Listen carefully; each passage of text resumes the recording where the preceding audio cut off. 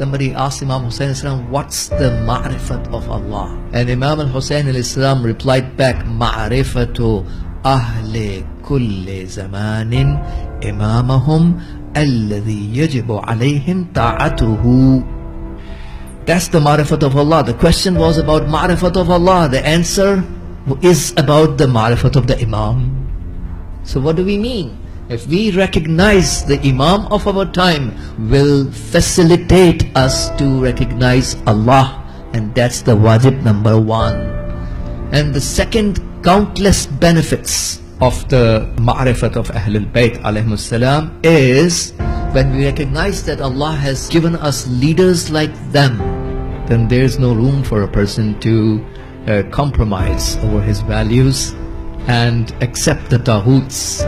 There are some people who are doing things, saying statements, adopting policies which are ending up in the favor of the enemies of Islam. Whether you are paid or unpaid, if you do something that supports the enemies, the Yazids of today, then you are working for their agenda. You better have gotten a salary from them. The reason why the enemies of Islam hate Imam Khomeini is because he taught us applied science. Applied science. We have been talking about theoretically, Imam Ali al-Islam is so great, which he is so great. You know, he did this and this and this towards Marhab and the occasion of Khaybar. Right. What am I supposed to do? Is there any lesson from the theories that I can apply on my everyday life? What's in it for me? And that's not there. There are people who talk about the Yazids of yesterday, but when it comes to the Yazids of today, they are silent. This is what I call Islam of convenience. There's some people who follow the Islam of convenience, not the Islam of Ahlul Bayt alayhimus salam. If you were following the Islam of Ahlul Bayt, then the Islam of Ahlul Bayt teaches us awwaluna Muhammad wa akhiruna Muhammad wa awsatuna Muhammad wa kulluna Muhammad. All of them are part of one nur. The enemies of Imam Hussein alayhi salam, you know, need to be treated in the same way, the way we are supposed to treat the enemies of Imam Hassan alayhi salam. Right? There cannot be any distinction. The way we consider Muawiyah, we are supposed to have the same feelings towards the Yazids of today, who are the enemies of Imam Sahib al-Zaman alayhi salam. Do we do that? How many people are doing that? When it comes to the Yazids of today, there are community centers, there are masjids, there are Hussainiyas. People are constructing $40 million, $21 million, and putting a ban on all those scholars who talk about Yawm al-Quds. So you don't talk about against the Yazids of today. If you want to construct a center and you want to apply your own personal policies and takes, please, when you come to an Islamic center or masjid, leave your opinion at home. But we don't come to the masjid to worship your opinion. We come to the masjid in Hussainiyah to worship Allah subhanahu wa ta'ala according to what Imam Ja'far ibn Muhammad as-Sadiq alayhi salam has taught us. And there's a narration in As-Sawa'iq al-Muhriqa. Even the Takfiri people keep on talking about this book, As-Sawa'iq al-Muhriqa, written against the Shia faith. So in this book, it's narrated about the Ahlul Bayt alayhim salam. The Holy Prophet has said, An-nujumu amanun li ahli sama. Stars are a means of protection for the dwellers of the heaven. فَإِذَا ذَهَبَتِ النُّجُومُ ذَهَبَ أَهْلُ السَّمَاءِ. If the stars are gone, the dwellers of heaven would no longer exist. They would be gone.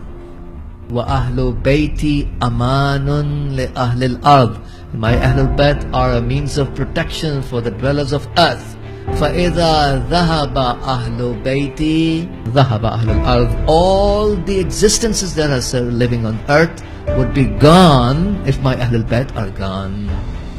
So this is again a proof for the fact that there has to be one member of Ahlul Bayt present at all times as a minimum, and that person today, who is the reason for the survival of the entire universe, is the Mubarak and blessed wujud of Imam Baqiyatullah al-A'zam, Ruhi wa Arwahul Alamin lahul Fida. So it is very important. concept of ma'rifat of Ahlul Bayt, recognizing irfan, recognition of the Imam of the time, recognition of Ahlul Bayt, which is equal to, in its value, to recognizing Allah subhanahu wa ta'ala himself. And I wish our communities, generally speaking, and the entire Islamic Ummah had been doing the taqleed of only our Urafa, those of the mujtahids who are Arif in the real sense of the word. And our destiny would have changed for good. I know Ayatollah al-Uzma Sheikh Jawad Maliki Tabrizi Rahmatullah alayhi, one of the all-time great Urafa of our glorious history, he was delivering his Dars al-Kharij, which is the highest level in the Hausa educational system, and in the middle of his lecture he started to talk about irfan, ma'rifat. And one of the students objected on the teacher, said, "Teacher, we came here to learn ilmul fiqh, knowledge of Islamic jurisprudence from you, and you started to talk about ilmul irfan." And Sheikh Jawad Maliki Tabrizi gave a response which is so beautiful, it's an eye-opener for us.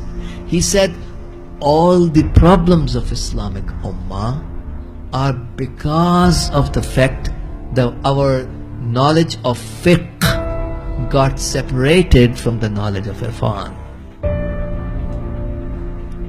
That's the best way to describe the problem of the Islamic Ummah.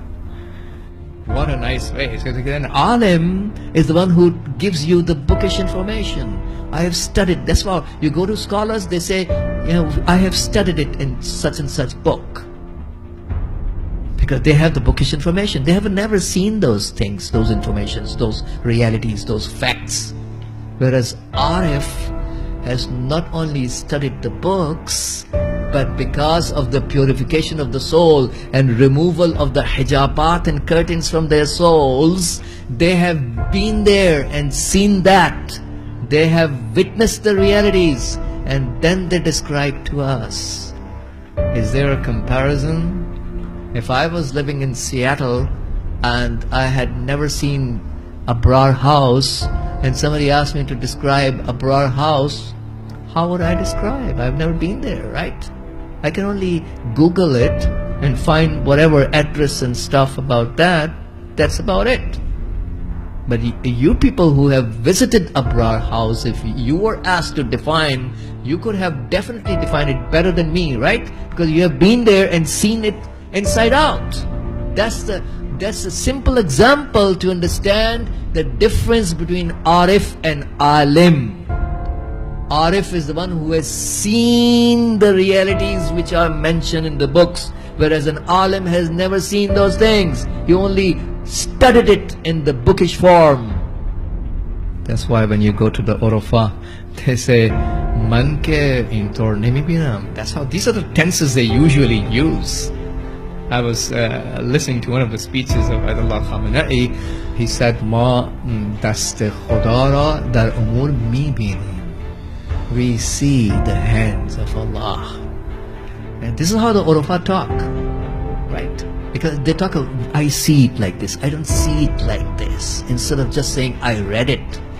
That's what Alim talks like this, I read it. Well, he has never seen it. And when somebody came to Ayatollah Bahauddini, Rahmatullah alayhi, this great Arif of ours, people used to be afraid of showing up in front of all the Urafa, because they don't have those curtains and they can see the realities. They can tell about my past, my present and the future, all the sins that I have done. It's like exposing your own self. So people avoid showing up in front of the Urafa. So when Sheikh Muntaziri was announced to be the deputy, somebody went to Ayatollah al-Uzma, Sayyid Bahauddini, the famous one, Rahmatullah alayhi, great Arif. Did you hear about the news that they talked about Sheikh Muntaziri to be the deputy? And he replied, Man ke ishun ra rabar nemi binam. I don't see him as the leader. Our leader is Sayyid Ali. Ayatollah Sayyid Ali Khamenei was the president in those days. Nobody had thought about him that he's going to be the leader tomorrow. Nobody had thought. And this is how the Urafa talk. I see it like this. I don't see it like this. Instead of just saying I read it,